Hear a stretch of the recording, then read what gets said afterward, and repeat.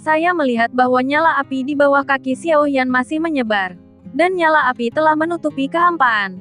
Ketika nyala api naik, di beberapa titik, beberapa bayangan hitam besar muncul di belakang Xiao Yan.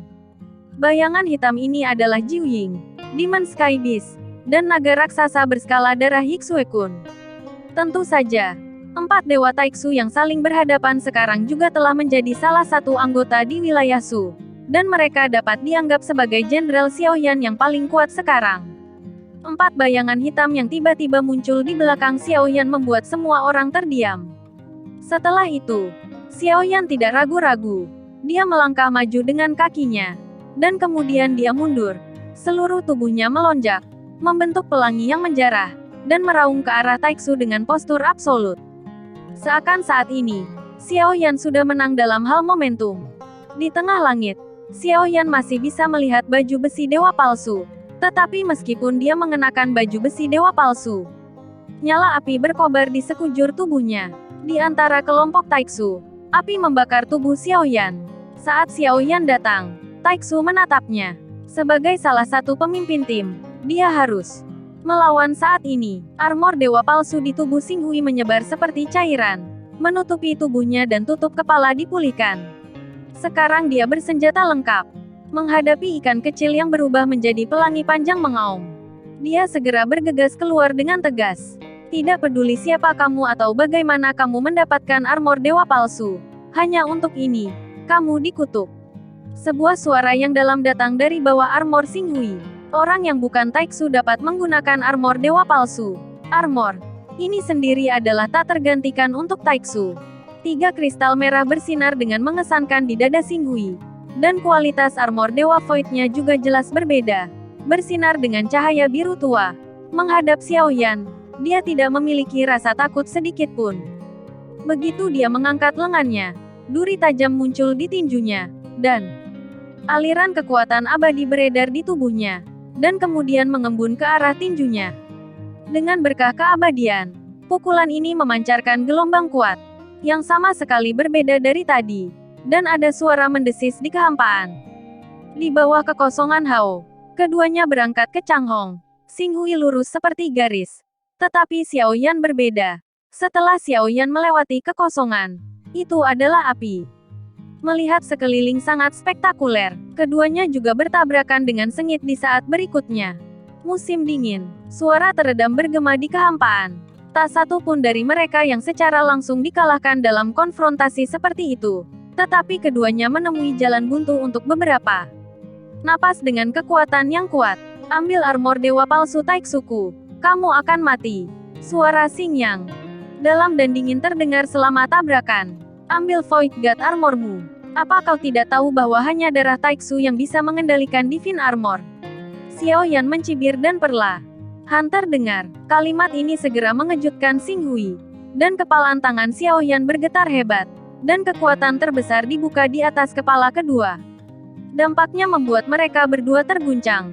Tetapi mereka tidak menembak mundur. Setelah Xing Hui menstabilkan sosoknya, meskipun pikirannya penuh dengan pikiran, dia harus mengalahkan Xiao Yan terlebih dahulu. Tidak peduli rahasia apa yang tersembunyi. Setelah mengalahkan Xiao Yan tentu saja, kebenaran akan terungkap. Tinju Xing Hui yang dibungkus dengan kekuatan abadi meraung ke arah Xiao Yan tanpa syarat. Setiap pukulan tinju seperti pancuran mengandung kekuatan abadi yang mengesankan. Jelas dia menggunakan kekuatan abadi yang besar dan kuat untuk menekan Xiao Yan. Tapi serangan Xiao Yan tenang. Setiap serangan sepertinya tidak menggunakan banyak kekuatan. Tapi dia selalu bisa memblokir serangan dari Xing Hui. Xiao Yan benar-benar membentuk postur pertahanan. Dan meskipun yang terakhir menyerang dengan sengit, tidak ada pukulannya yang menyebabkan kerusakan atau kerusakan pada Xiao Yan. Armor generasi pertama. Aku ingin melihat apakah kamu bisa menghentikannya. Xing Hui berkata lagi. Dan kekuatan jahat yang terkandung dalam tinju melonjak dengan liar. Bahkan lebih dari sebelumnya. Tentu saja, dengan sejumlah besar kekuatan abadi menutupi tinjunya. Kekuatan tinjunya paling berhubungan langsung dengan jumlah kekuatan abadi. Xiao Yan tidak segera melawan, tetapi memilih untuk bertahan. Dia hanya ingin melihat apakah ada perbedaan lain antara armor Dewa Void Hui yang tampaknya berbeda dari miliknya. Dan Xiao Yan juga ingin melihat bagaimana perbedaan pertarungan orang Taixu dengan level yang lebih tinggi. Namun dalam konfrontasi singkat ini, Tai Suzy yang dilihat Xiao Yan sekarang memang berbeda dari yang ia temui sebelumnya. Namun perbedaannya tidak banyak. Karena apakah itu mantan atau orang yang mengamuk saat ini? Pertempuran Taixu sepenuhnya bergantung pada kekuatan keabadian. Dan tidak ada gerakan tambahan sampai sekarang. Xiao Yan belum pernah melihatnya menggunakan keterampilan bertarung. Ini menunjukkan bahwa orang-orang Taixu mengandalkan kemampuan Void God Armor untuk menggunakan kekuatan keabadian. Dan kemudian mengandalkan kekuatan keabadian untuk bertarung. Semakin banyak kristal yang mereka miliki di Void God Armor, semakin banyak energi yang mereka dapat. Kekuatan keabadian dilemparkan dalam pertempuran. Pada saat ini, Xing Hui sedang menekan Xiao Yan dengan kekuatan abadi yang perkasa meskipun dia tidak memiliki keterampilan apapun. Di bawah kekuatan abadi yang absolut, kekuatannya memang ganas. Itu juga membuat Xiao Yan merasa tertekan. Tapi bukan berarti Xiao Yan bisa ditekan. Setelah banyak pukulan, Xing Hui masih belum membuka pertahanan Xiao Yan. Pada saat ini di bawah baju besi, dia pasti penuh dengan mata yang ganas. Karena dia bahkan bisa mendengar geraman yang tidak rela datang dari balik topengnya. Hati Xing Hui terguncang dengan serangannya barusan. Tidak mungkin baginya untuk tidak dapat menembus pertahanan baju besi dewa palsu generasi pertama. Tetapi faktanya Xiao Yan menurunkan tinjunya yang seperti hujan yang berisi kekuatan abadi yang kuat. Dan dia masih tidak terluka, bahkan baju besi dewa palsu di tubuhnya tidak bergetar sedikit pun. Pada saat yang sama, selama konfrontasi antara Xing dan Xiao Yan, puluhan ribu kekuatan Void siap untuk digunakan. Tetapi pria yang berdiri di depan dengan 4 kristal merah di dadanya tidak berbicara. Dan tidak ada yang terlalu Void. Orang berani menembak. Seharusnya tidak. Tingkat kekuatan pertahanan yang mengerikan ini pasti dimiliki oleh armor dewa palsu. Pemimpinnya juga seperti bintang, menunjukkan wajahnya dan menonton pertempuran. Melihat Xing Hui yang masih belum mampu menembus pertahanan Xiao Yan, matanya sedikit menyipit.